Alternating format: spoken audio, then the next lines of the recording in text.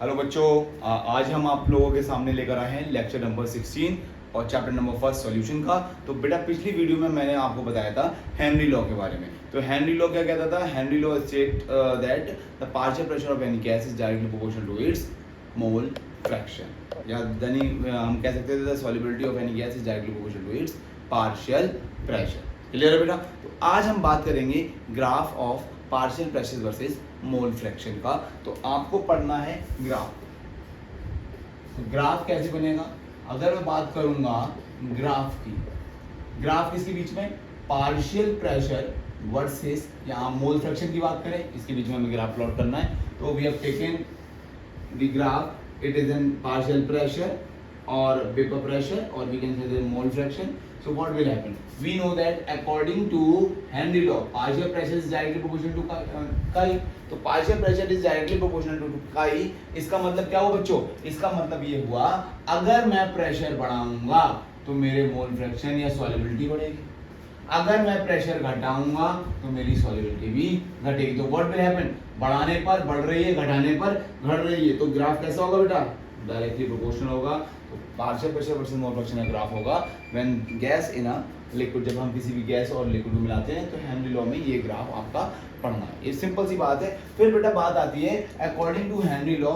Henry law state that partial pressure is equals to KH chi. This is the formula of Henry law. ये formula था Henry law. तो यहाँ पर बात आती है बेटा कि जो हमने ग्राफ प्लॉट किया, ग्राफ कैसे जाएगा?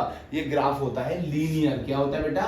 लीनियर ग्राफ होता है। ये ग्राफ जो है ध्यान रखिएगा लीनियर। कैसे बचेगा? अगर हम आपको स्ट्रेट लाइन इक्वेशन पढ़ेंगे तो y equals to mx plus c वाली इक्वेशन जो होती है स्ट्रेट लाइन इक्वेशन, वहां से हम बात करेंगे। नाउ अब बात आती है बेटा, ये सर KH क्या है? KH is the Henry law constant, P is the partial pressure of the gas and chi is the mole fraction. तो जनरली बात करूंगा तो डिफरेंट गैसेस, अब क्या है सर? गैसेस की बात करेंगे तो different gases have different KH value. Different gases have different KH value, मतलब जो अलग अलग गैसेस हैं तो different gases have different KH value. तो KH वैल्यू इनकी क्या होगी? अलग अलग होगी।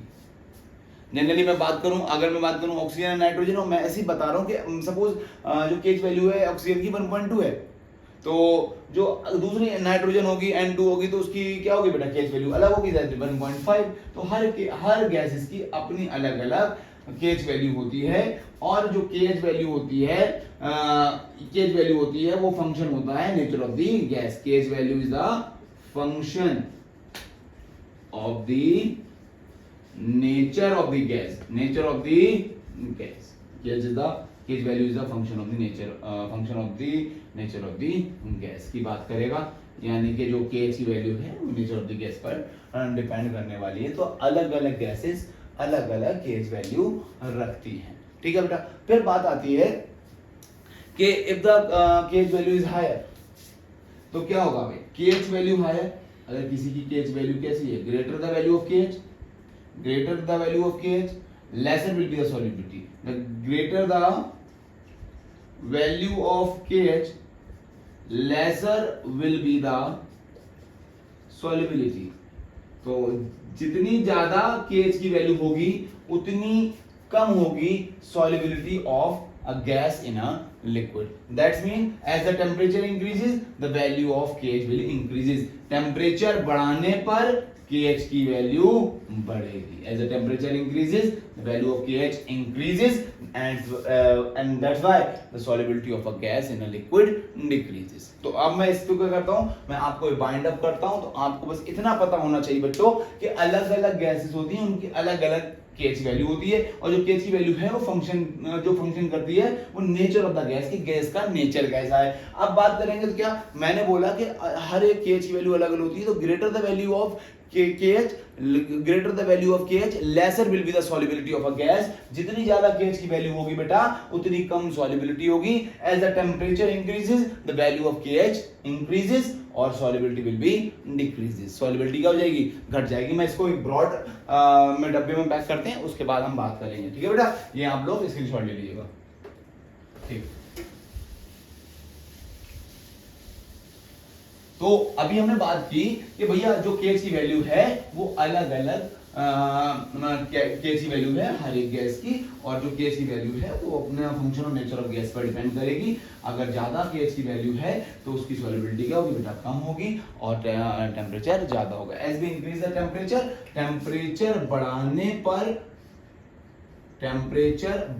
पर केएच की वैल्यू बढ़ेगी और solubility of a gas in a liquid घटेगा। As we decrease the temperature, KH की वैल्यू घटेगी और solubility बढ़ेगी। इसको हम ऐसे भी समझ सकते हैं, we know the formula, partial pressure is equals to KH chi। तो what will happen? Partial pressure is KH chi, और KH chi में क्या रिलेशन आ जाएगा बेटा, KH is equals to P upon chi। Basically KH की जो value है वो इनवर्सली प्रोपोर्शनल टू chi है। मतलब अगर मैं बात करूंगा कि KH की वैल्यू बढ़ाता चला जाऊंगा तो मेरी सॉल्युबिलिटी क्या करेगी बेटा, KH की वैल्यू बढ़ाऊंगा तो सॉल्युबिलिटी मेरी घटेगी, और अगर मैं KH की वैल्यू घटाऊंगा तो सॉल्युबिलिटी मेरी बढ़ेगी। दे आर इनवर्सली प्रोपोर्शनल, मतलब KH का सॉल्युबिलिटी से इनवर्सली प्रोपोर्शनल का रिलेशन है। तो मैंने क्या बोला कि as you increase the temperature, जैसे ही तुम टेम्परेचर बढ़ाओगे KH की वैल्यू बढ़ेगी और सॉल्युबिलिटी घटेगी। टेम्परेचर घटाने पर सॉल्युबिलिटी घटती है, KH की वैल्यू घटती है और सॉल्युबिलिटी घटती है। क्लियर है बेटा? तो इतना हमने इसके अंदर पढ़ा है कि टेम्परेचर का रिलेशन क्या होने वाला है solubility of a gas in a liquid में। नाउ अब बेटा बात करते हैं, ये तो हमारा इंपॉर्टेंट टॉपिक हो गया, अब हम इसी की बात करते हैं कि जो आपके इसमें एक टॉपिक है कि एप्लीकेशंस और लिमिटेशंस, ये हमें पढ़ना है। देन इसके बाद हम अगले वीडियो में उसके न्यूमेरिकल्स करेंगे। तो सबसे पहले बात आती है एप्लीकेशंस, मतलब जो हेनरी लॉ है वो आपका लग कहाँ रहा है। तो आपने देखा होगा भाई हेनरी लॉ कहाँ लग रहा है, तो आपने देखा होगा कि जो भी सबसे पहले मैं सब कॉमन एग्जांपल देखूं, हम लोग कोल्ड ड्रिंक पीते हैं, तो कोल्ड ड्रिंक मैंने बोला कोल्ड ड्रिंक पीते हैं तो उसमें क्या होता है बेटा, कोल्ड ड्रिंक में या सोडा वाटर में क्या होता है, CO2 डिसॉल्व होती है। तो जो भी कोल्ड ड्रिंक है उसके अंदर जो CO2 डिसॉल्व होती है वो हाई प्रेशर पर डिसॉल्व करते हैं, हाई प्रेशर उसको मेंटेन करते हैं। ये पहला एग्जांपल हो जाएगा सॉफ्ट ड्रिंक या सोडा वाटर, सॉफ्ट ड्रिंक और सोडा वाटर। इसके सोडा वाटर इसके अंदर क्या होता है, CO2 गैस को डिसॉल्व कराया जाता है एट अ हाई प्रेशर पर। तो ये हमारी एप्लीकेशन होगी किसकी, हेनरी लॉ की। दूसरी बेटा एप्लीकेशन की बात करेंगे तो जितने भी सी डाइवर्स होते हैं, तो सी डाइवर्स क्या करते हैं भाई, ऑक्सीजन सिलेंडर के साथ ऑक्सीजन के साथ हीलियम गैस को मिलाते हैं, ताकि आपको जब आप देखो आपको ये पता ही होगा बेटा कि जब आप समुद्र के नीचे जा रहे हो तो टेम्परेचर क्या होगा, कम होगा। जब टेम्परेचर कम होगा तो solubility of oxygen in the blood क्या हो जाएगी, बढ़ जाएगी। अब जैसे ही आप समुद्र से क्या करेंगे, ऊपर की तरफ आएंगे तो व्हाट विल हैपन, अब क्या होगा बेटा, क्या होगा, सॉल्युबिलिटी क्या होगी बेटा, जैसे ही आप प्रेशर की पर रिलेट कर लो भाई, आपने पढ़ा कि प्रेशर के डायरेक्टली प्रोपोर्शनल है, प्रेशर के डायरेक्टली प्रोपोर्शनल क्या बेटा, सॉल्युबिलिटी, मतलब प्रेशर बढ़ाओगे सॉल्युबिलिटी बढ़ेगी। तो जैसे ही नीचे जा रहे हो तो व्हाट विल हैपन, समुद्र के अंदर जा रहे हो तो प्रेशर ज्यादा बढ़ेगा। जब प्रेशर ज्यादा बढ़ेगा तो सॉल्युबिलिटी ऑफ गैस यानी solubility of oxygen in the blood बढ़ जाएगी। अब ये सॉल्युबिलिटी ऑफ ऑक्सीजन बढ़ जाएगी तो क्या करते हैं, जैसे ही फिर आप ऊपर आ रहे हो तो ऊपर आने के बाद क्या, प्रेशर कम हो जाएगा तो सॉल्युबिलिटी क्या होगी, ऑक्सीजन की डिसॉल्व जो भी हमारी बॉडी के अंदर होगी, ब्लड के अंदर, वो कम हो जाएगी, जिसकी वजह से हमारे अंदर जो और भी गैसेज होती हैं लाइक नाइट्रोजन, तो उसके अंदर नाइट्रोजन के बबल्स क्रिएट हो जाते हैं। तो ये तमाम तरह की चीजें हैं हमारी, इसकी एप्लीकेशन है, इसको हम पढ़ लेंगे एनसीईआरटी के लाइन से, मैं नोट्स में आपको प्रोवाइड करा दूंगा। तीसरी एक होती है जब भी हमारे क्लाइंबर्स जो होते हैं, जो क्लाइंबर्स होते हैं, जो पहाड़ों पर चढ़ते हैं, ठीक है, तो क्या होता है कि जब पहाड़ों पर जाते हो आप तो क्या होता है बेटा, टेम्परेचर कम होता है।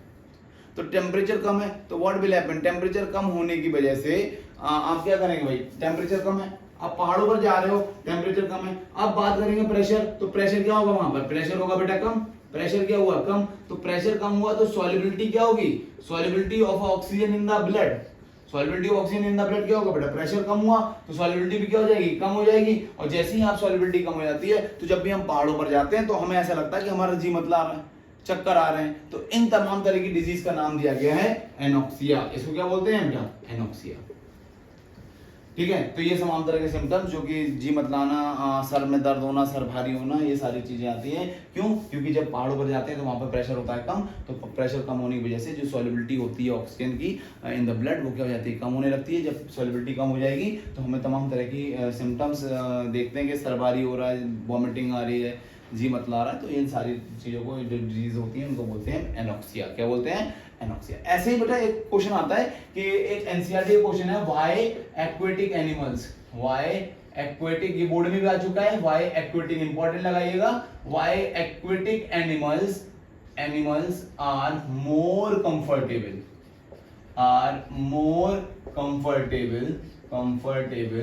इन cold water as compared to hot water, देखो बेटा ये बात आती है, जैसे कभी आपने देखा हो कि एवरीडे लाइफ एग्जांपल होता है कि बहुत लोगों को मछली मारने का शौक होता है। अब मछली मारने का शौक होता है तो कभी उनसे पूछिएगा, अगर आपको कभी मौका लगे, जो लोग ऐसा करते हैं, जो फिशिंग विशिंग करते हैं, तो उनको पता है कि भाई मछली जो होती है वो दोपहर के टाइम पर ज़्यादा नहीं लगती है। मतलब दोपहर के टाइम आप मछली को जल्दी पकड़ नहीं सकते, सुबह के टाइम पर या शाम के टाइम पर आप मछली को बहुत अच्छी तरीके से पकड़ सकते हो। तो आपने देखा होगा बहुत सारी न्यूज़ चैनल या बहुत सारे डिस्कवरी चैनल्स पर दिखाया जाता है कि सब लोग जाते हैं शाम को मछली पकड़ने समुद्र में। तो शाम को जाते हैं, उसका फैक्टर क्या है बेटा? तो मैं क्वेश्चन बोल रहा है कि why aquatic animals are more comfortable in cold water as compare to hot water. तो मतलब कोल्ड वाटर में जो जीव जंतु होते हैं, एक्वेटिक एनिमल्स, ज्यादा रहना पसंद करते हैं as compare to hot water. इसका रीजन सिंपल सा है कि जब आप बात करेंगे टेम्परेचर घटाएंगे, तो टेम्परेचर घटाने पर क्या होता है बेटा? टेम्परेचर घटाने पर सॉल्युबिलिटी क्या करती है? सॉल्युबिलिटी बढ़ जाती है। As you decrease the temperature, solubility will increase. जैसे जैसे टेम्परेचर घटेगा सॉल्युबिलिटी बढ़ जाएगी।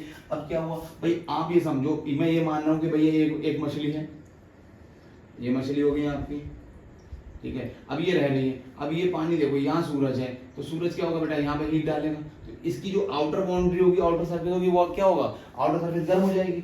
अब जब गर्म हो जाएगी, टेम्परेचर बढ़ेगा, तो टेम्परेचर बढ़ने पर सॉल्युबिलिटी घटती है।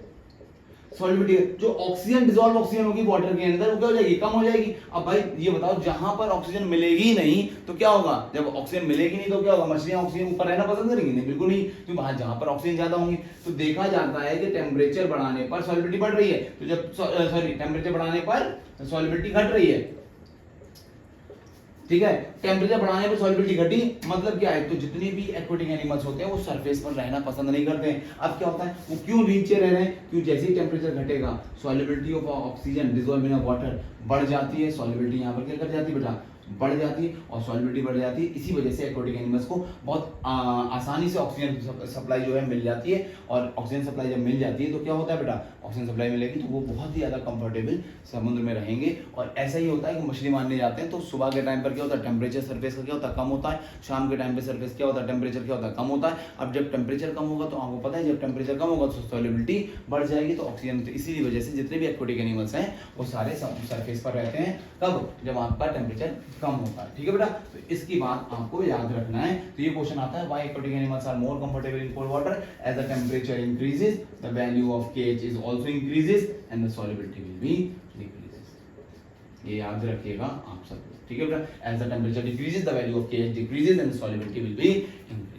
क्लियर है बेटा? तो नाउ अब हम नेक्स्ट डिस्कस करेंगे लिमिटेशन। जनरली इसकी लिमिटेशन क्या है बेटा? लिमिटेशन है लो प्रेशर और हाई टेम्परेचर पर ये जनरली गैस के लिए अप्लाई होती है। गैसेस में ये अप्लाई होती है कि लो प्रेशर होना चाहिए, हाई टेम्परेचर होना चाहिए, और जो भी गैस हम यूज कर रहे हैं उसके अंदर ना ही एसोसिएशन हो और ना ही डिसोसिएशन ऑफ गैस हो, ठीक है बेटा। This is the limitation for Henry law. और इसके बाद हम आज हम न्यूमेरिकल पर डिस्कस करेंगे। हेनरी लॉ से रिलेटेड न्यूमेरिकल्स पर एक वीडियो आने वाली है, ठीक है। ओके बेटा, थैंक यू।